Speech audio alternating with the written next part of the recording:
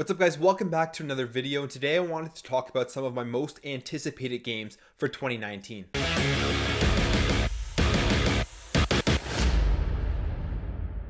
So there are tons of great games coming out in 2019. I don't think it will be nearly as good of a year as 2018. In my opinion, 2018 probably one of the best years in gaming. I really don't see how that can really be topped, especially with some of the PS4 exclusives like God of War and Spider-Man. But there are great games coming out in 2019, so I chose 5. But these 5 I chose had a street date. There are other games that have been confirmed for 2019 but don't have a date. So I chose 5 with a street date because we know they are definitely coming out. So the first one I'm excited about is actually an Xbox One exclusive. It is Crackdown 3 and it comes out on February 15th. Now Crackdown 3, as we know, has been delayed some more. And right now I think the hype around it is pretty much dead. A lot of people, when they released their new gameplay trailers, were talking shit about it in the comments. But for me, it looks really fun. I mean, the graphics and the engine are probably a bit outdated because of how long it's been delayed for. But I mean, I loved Crackdown 2. I loved the first Crackdown. It was just great arcade fun. And this just looks like it's more of that. So basically you're playing as Agent Jackson, who I guess in real life is Terry Crews. And you're playing in a city called New Providence, and your goal is to defeat the Terra Nova gang, who's pretty much taken over the city and terrorizing citizens. And it's just going to be a lot of arcade fun, a lot of many different ways to take out your enemies and to go about defeating missions. The environments look completely destructible. I mean, we've seen destructible environments for a very long time now. But like I said, I'm actually really excited for this game. I love the Crackdown series. I have tons of fun playing it. It's a lot of mindless, just spending hours just blowing stuff up and finding out different and cool ways to take out enemies. So unlike a lot of the people in the comments of all of those videos for the gameplay, even though it looks a bit dated, I think it's just getting hate because it's been delayed so long and it's an Xbox One exclusive, and Xbox One doesn't have very many exclusives. One of the big things that has me excited for Crackdown 3 is the fact that the campaign is non-linear, so you can really go about beating the game any way that you want. Basically, Terra Nova, who you're defeating, owns many different industries like logistics and security spread out throughout the map, and you can go and take out these areas anytime, any way you want, which I find is awesome.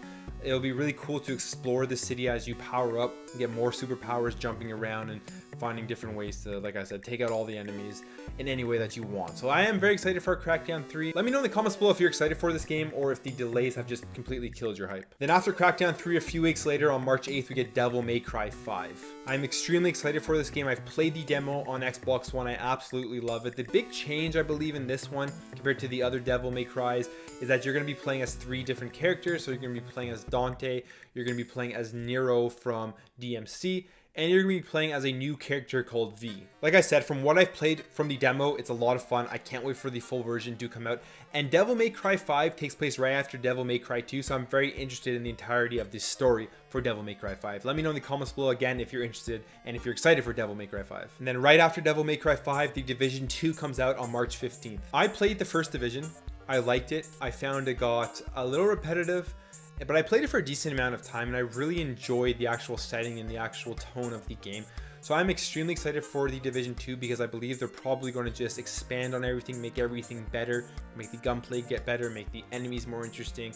The environment is in Washington, D.C., which is very cool. It's a 1-to-1 scale of Washington, D.C., and the map is 20% larger than the first Division. Some other changes to this game is that the first Division took place in the winter, whereas the Division 2 takes place in the summer, so you're going to have a lot more like trees growing everywhere, vines growing over buildings, and a lot of stuff like that. And there's more visual damage to your enemies, which I think is actually a pretty big upgrade. I don't know how this will affect the actual sponginess of the characters, because in the Division 1 they were spongy, but I mean, it is an RPG, so it kind of makes sense.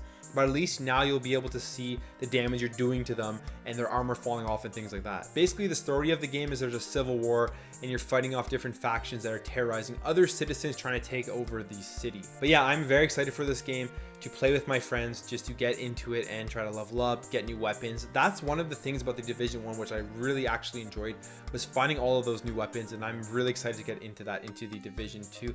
So yeah, very excited for this game. Looking forward to come out on March 15th. Let me know in the comments below if you're excited for it. The next game I'm anticipating comes out on May 14th, and it's Rage 2. Now I'll be honest, I played the first Rage. I didn't finish it. It's a short game. I just never really got around to finishing it. I actually may go do that before Rage 2 comes out because I believe it's free on Xbox Game Pass or on Xbox Games with Gold. One of those, it's free on one of those things, so I'll probably go and play it through it all before Rage 2 comes out. Although I've heard with Rage 2, you don't even need to know the story about Rage 1 for you to jump in. I'm excited for this game because the setting looks interesting. It's fast-paced action shooting like Doom, but in an open world environment with vehicles and just like different landscapes and everything that you can traverse across. Just from the gameplay videos that I've seen, it looks like a lot of fun, and the shooting mechanics are going to be amazing because the Doom shooting mechanics are so good. So I'm excited to be able to go into a large group of enemies and then just run around and take them out with many different weapons and just have the fast-paced action like Doom, but in an open world with vehicles. The story of this takes place 30 years after the original Rage, so I guess that's why there's no really connection between the two stories, which is good. I mean, if you don't want to go through the original Rage, you don't have to, but I believe the original Rage is only like a 10-hour game, so if you really want to get through it so that you can say you've played the first one before playing the second one, I would definitely recommend checking it out. But yeah, very excited for Rage 2. Comes out on May 14th. The last game on my list is probably one of the games I'm most excited for out of these 5, and it's Team Sonic Racing. This game comes out on May 21st, and the reason I'm so excited for it is because I absolutely love the previous game, Sonic All-Stars Racing Transformed. In general, I love kart racing games. Mario Kart 8 is probably one of the games on the Nintendo Switch I've played the most, but this Sonic Racing game looks like it's changing up the entire mechanics of the kart racing, which is actually pretty interesting. It really relies on team racing rather than just you being the best at single racing, because you need to rely on your team to win races and to get the highest ranks. So when you start a race, you're in teams of 3, and I believe there's 4 teams of 3, so there's 12 racers in total. And you can help your teammate by doing a bunch of different things. So for example, there's catapulting. So if one of your teammates gets hit by an item and your other teammate comes while he's like spinning out or whatever, hits that teammate, they'll go catapulting forward so that the effect of the item isn't as big. There's also item swapping, so you can swap items with other players on your team. And I believe there's another thing called slingshotting, where basically there's a yellow or orange line or something behind your cart as you're driving, and if your teammate gets in that line, it'll slingshot them forward. To win the race, you can't just count on yourself of being the best kart racer. You have to count on all of your teammates. So basically the score is totaled at the end of the race, and the total score between all 3 of your racers is the team that wins that race. And I believe it's based on your ranking in the race, so out of the 12 spots. There's a team adventure mode, there's a story, there's co-op play, there's online, so it's really the full package Sonic racing game, and they're great kart racing games. So I'm extremely excited for this to come out on May 21st. Let me know in the comments below if you've played the previous Sonic games and if you're excited for this one. So yeah, those are my 5 most anticipated games coming out in 2019. Like I said at the beginning of the video, they all have street dates. There's a bunch of other games coming out in 2019, but they don't have official street dates, so they could be delayed. And there's a bunch of Nintendo Switch games coming out that don't have street dates. Maybe I'll make a video about my top 5 anticipated Nintendo Switch games coming out in 2019. Anyways, let me know in the comments below what you think about these games, which games you're most excited for. If you enjoyed this video, make sure to hit that thumbs up button. If you disliked the video, if you think the 5 games I mentioned are not going to be good, hit that thumbs down button. And subscribe if you're new to this channel. Maybe share the video around.